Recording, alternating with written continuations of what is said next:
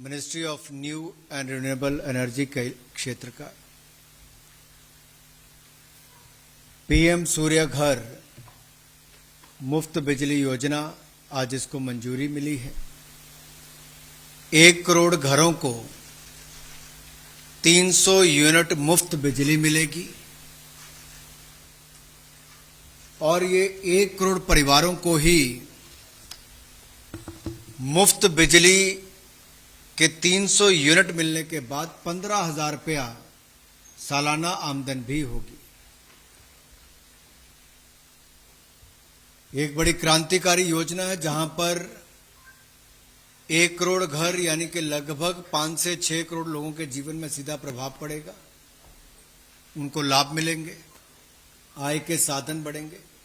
वहीं पर new and renewable energy के क्षेत्र में हमारी एक और लंबी छलांग लगेगी जहां 45 गीगावाट के लगभग रिन्यूएबल एनर्जी का उत्पादन होगा। आपको ज्ञात होगा कि प्रधानमंत्री जी ने 13 फरवरी 2024 को इस योजना को लॉन्च किया था। अब इसके थोड़ा सा मैं इसको विस्तार में आपको इसलिए बताना चाहता हूं, इससे करोड़ों लोगों के जीवन में एक बहुत बड़ा फर्क पड़ेगा।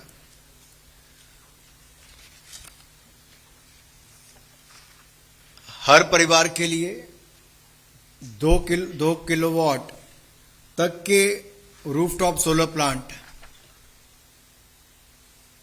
और उसकी बेंचमार्क कॉस्ट का 60% उनको सब्सिडी मिलेगी, जो भारत सरकार के द्वारा वित्तीय सहायता के रूप में उपलब्ध करवाई जाएगी। और 2 किलोवाट के बाद जो अगला 1 किलोवाट वो और लगवाना चाहता है, उसकी कॉस्ट पर 40% की सब्सिडी ये भी भारत सरकार देगी।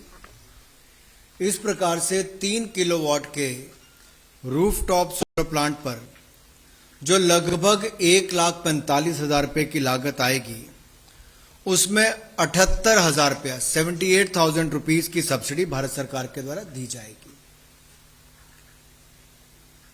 इससे अधिक क्षमता के सोलर प्लांट पर भी 3 किलोवाट की क्षमता के देय यानी कि सब्सिडी यानी कि लगभग 78,000 को मिलेगी।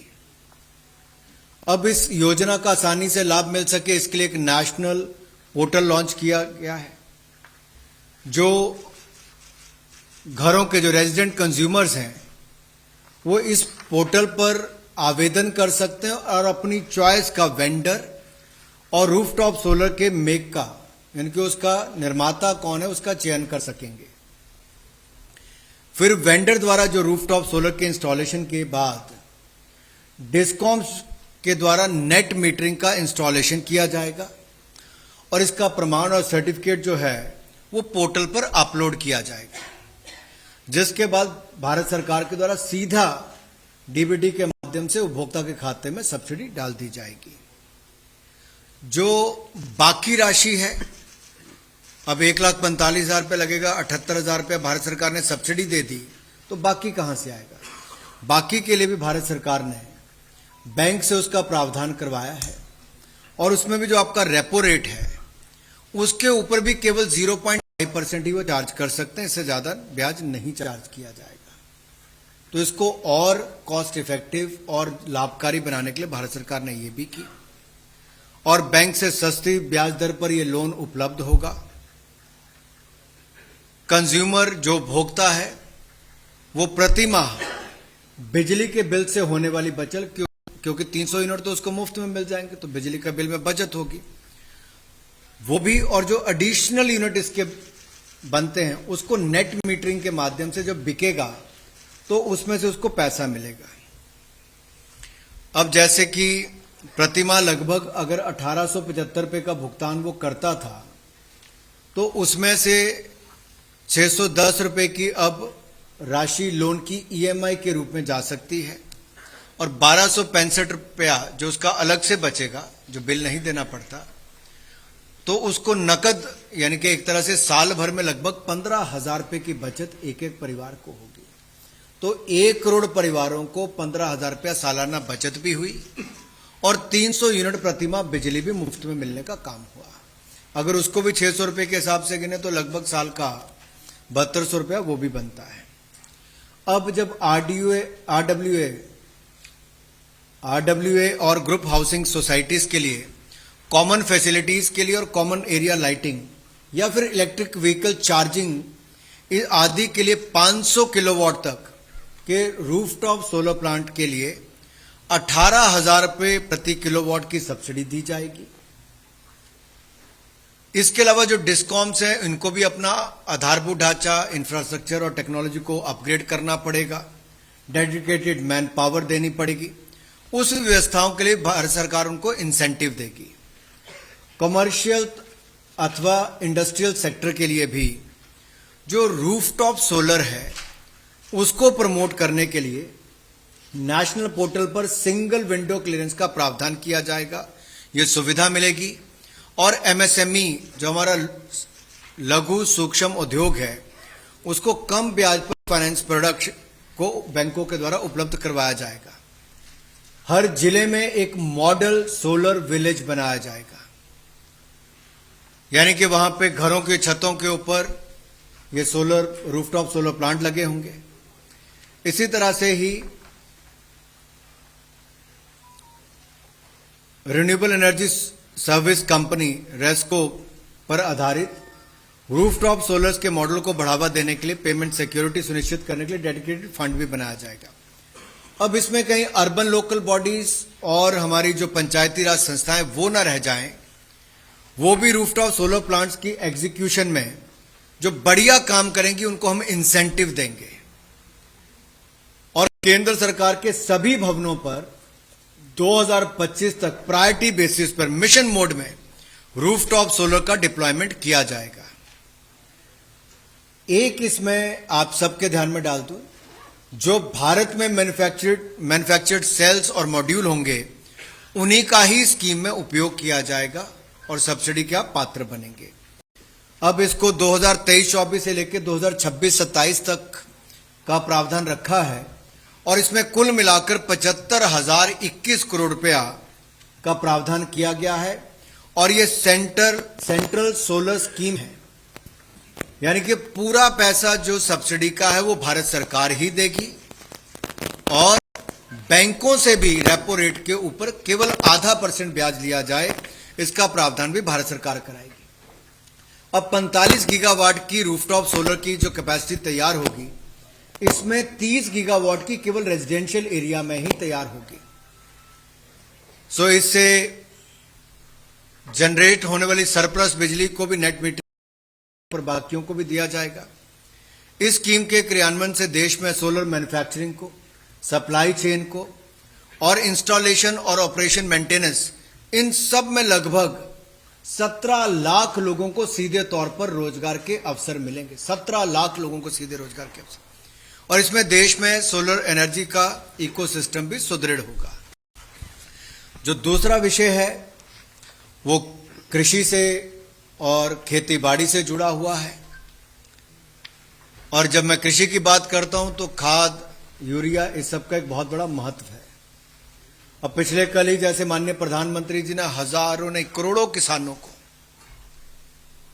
हजारों करोड़ रुपए की किश्त दी और ये लगातार लगभग 3 लाख करोड़ रुपया भारत सरकार ने पीएम किसान सम्मान निधि से आज तक मदद की है। लेकिन एक मदद जो लगातार भारत सरकार करती रही वो ये भी है कि दुनिया भर में खाद, यूरिया के दाम कई गुना बढ़ गए, लेकिन मोदी जी ने कहा था किसान के ऊपर खाद और यूरिया के बढ़ते जो दाम दुनिया भर के हैं उसका हिंदुस्तान के किसानों पर बोझ नहीं पड़ने देंगे। और लाखों करोड़ की सब्सिडी हमने पिछले कुछ सालों में दी। आज का निर्णय भी न्यूट्रिएंट बेस्ड सब्सिडी एनबीएस, उसके रेट जो हमने फॉस्फेटिक और पोटेशिक जो पीएनके फर्टिलाइजर्स के लिए है, वो खरीफ क्रॉप के लिए 1 अप्रैल 2024 से 30 सितंबर 2024 तक के लिए निर्धारित किए हैं। अंतर्राष्ट्रीय बाजारों में उर्वरकों की बड़ी दरों का प्रभाव किसानों पर ना पड़े, इसलिए निर्णय लिया गया है कि जिस दाम पर पिछले साल ये मिलते थे उतने ही दाम पर इस साल भी मिलेंगे, कोई बढ़ोतरी नहीं होगी, 1 रुपया भी दाम नहीं बढ़ाया गया है।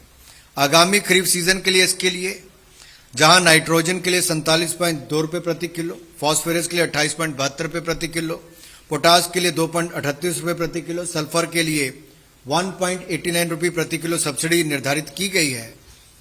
इन दरों से जो डीएपी की बोरी है वो बैग 1350 रुपये का पिछले साल मिलता था, इस साल भी 1350 रुपये में ही मिलेगा। इसी प्रकार से एनपीके 1470 रुपये प्रति बैग और एमओपी 1677 रुपये प्रति बैग मिलता था, ये भी पुरानी दरों से ही मिलता रहेगा, कोई रेट इसमें नहीं बढ़ाया जाएगा। जो सिंगल सुपर फॉस्फेट है एसएसपी, जो कि देश में उत्पादित होता है, इसको और बल मिले, डीएपी का विकल्प हो, इसके लिए जो ट्रांसपोर्टेशन सब्सिडी या फ्रेट सब्सिडी हम देते हैं वो जारी रखी जाएगी ताकि इसको भी और बल मिले। देश में दलहन तिलहन का उत्पादन बढ़ाने के लिए और डीएपी का आयात कम करने के लिए जो magnesium, sulphur, secondary nutrient, zinc एवं बोरॉन माइक्रो न्यूट्रिएंट से फोर्टिफाइड एनपीके है, वो एसएसपी है या यूरिया एसएसपी के 3 न्यू ग्रेड्स को इसमें शामिल किया गया है। पहले 25 ग्रेड थे, अब इसमें 23 प्रकार के पीएंड के जो उर्वरक हैं उनके लिए अनुमानित सब्सिडी निर्धारित की गई है। तो मैं यही कहूंगा, कुल मिला के इन 9 महीनों के लिए, इन 6 महीनों के लिए जो सरकार के द्वारा खरीफ सीजन में है, एनबीएस बेस्ड जो न्यूट्रिएंट्स है, ये पीएंडके के ऊपर 24,420 करोड़ रुपए की सब्सिडी देने का निर्णय लिया गया है, यानी कि सीधे तौर पर किसानों को हजारों करोड़ रुपए का लाभ देने। तीसरा जो निर्णय है वो हमारे पर्यावरण, वन एवं जलवायु परिवर्तन मंत्रालय से है। इंटरनेशनल बिग कैट्स अलायंस की स्थापना का निर्णय किया गया है। अगर मुझे मोदी जी को कहना हो तो मैं तो ये भी कह सकता हूं, या आप सब लोग भी कहते ही होंगे, Modi is a man of alliances, चाहे वो इंटरनेशनल सोलर अलायंस हो, ग्लोबल बायोफ्यूल अलायंस हो, या फिर इंटरनेशनल बिग कैट अलायंस हो, एक के बाद दूसरे अलायंस, या फिर इकोनॉमिक कॉरिडोर जो हमारी भारत यूएई से लेकर यूरोप तक की है, ये भी अपने आप में क्रांतिकारी कदम या बड़े निर्णय उस दिशा में उठाए गए। लेकिन जो एक क्षेत्र था सदा इस रोजमर्रा की जिंदगी से अछूता रह जाता था, वो था कहीं ना कहीं बिग कैट अलायंस का या फिर हमारे टाइगर कंजर्वेशन का। इसमें कुछ बड़ी निर्णय हुए हैं। भारत सरकार के टाइगर कंजर्वेशन के प्रयासों की सफलता के फलस्वरूप जहां टाइगरों की संख्या में बढ़ोतरी हुई और भारत में टाइगरों की संख्या दुगनी से ज्यादा हो गई है, ये 4 वर्ष पूर्व ही हमने इसको पूरा कर लिया, और टाइगर संरक्षण के क्षेत्र में भारत के अनुभव और लीडरशिप का उपयोग विश्व भर में 7 big cats, tiger, lion, leopard, snow leopard, puma, jaguar और चीता के संरक्षण को बढ़ावा देने के लिए किया जाता है। ये आईबीसीए का जो निर्णय लिया गया है बिग कैट अलायंस का, इसका मुख्यालय भी भारत में ही होगा, जैसे इंटरनेशनल सोलर अलायंस का मुख्यालय यहां पर है।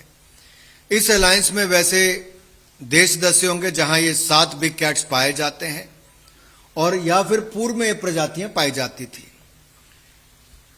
इसके अतिरिक्त वन्य जीवन संरक्षण के क्षेत्र में कार्य करने वाली साइंटिफिक संस्थाएं और कॉरपोरेशन को भी इस अलायंस के सदस्य के रूप में रखा जाएगा। और इस इनिशिएटिव को सपोर्ट करने के लिए जो प्रधानमंत्री मोदी जी के दिल के बहुत करीब है, हम लोग 2023-24 से 2027-28 तक 5 वर्षों के लिए 150 करोड़ रुपए की सहायता इसके लिए देंगे। सो आईबीसीए की, इंटरनेशनल बिग कैट अलायंस की स्थापना से सभी देश जो सदस्यता देश हैं उनमें 7 बिग कैट्स के हैबिटेट तथा प्रे के संरक्षण से जुड़े इनोवेशन, R&D, कैपेसिटी बिल्डिंग का कार्य किया जा सकेगा। अभी कुछ दिन पहले आपने प्रधानमंत्री मोदी जी का मन की बात कार्यक्रम सुना होगा, उसमें भी उन्होंने देखा कि भारत में टेक्नोलॉजी का उपयोग करके कैसे इनके संख्या को बढ़ाने में बल मिला, इनके ऊपर नजर भी रखी गई, इनको बचाया भी गया, और जो इनको संकट जिन लोगों से खड़ा होता था उनके खिलाफ भी कड़ी कार्रवाई कैसे की गई। और चीता जो यहां लुप्त हो गया था उसको भी जितने लाए थे 20, अब उसके शावक मिलाकर 21 हो गए हैं। एक और निर्णय जो चौथा है वो खनन मंत्रालय से लेकर है हमारे माइंस एंड मिनरल। अब कुछ क्रिटिकल मिनरल्स ऐसे हैं जिसकी आज तक ना कभी देश में नाम लिया गया, ना उसको सूचीबद्ध किया गया, लेकिन मोदी सरकार में वो भी शुरुआत हुई और ऐसे 24 क्रिटिकल एंड स्ट्रैटेजिक मिनरल्स का उल्लेख या उसको खोजने का काम और फिर उसका उल्लेख भी किया गया। इनमें से 12 मिनरल के रॉयल्टी दाम जो तय किए जा चुके हैं और इसको रैशनलाइज करने का निर्णय भी यहां पे किया गया। इसका मैं एक एक करके आपको संक्षिप्त में बताता हूं, बाकी डिटेल प्रेस नोट आपको बाद में दे देंगे। बेरिलियम, इंडियम, रेनियम, टेलुरियम के लिए रॉयल्टी एवरेज सेल प्राइस का 2% होगा। टंगस्टन के लिए और टंगस्टन ऑक्साइड के एएसपी का 3%, cadmium, cobalt, titanium, gallium, selenium, tantalum, vanadium या फिर वेनेडियम ऑक्साइड जिसको हम कहते हैं, इसके लिए 4% होगा। अन्य मिनरल के माइनिंग में भी ये प्रोडक्ट के रूप में प्राप्त इन मिनरल्स पर रॉयल्टी की दर 2% होगी।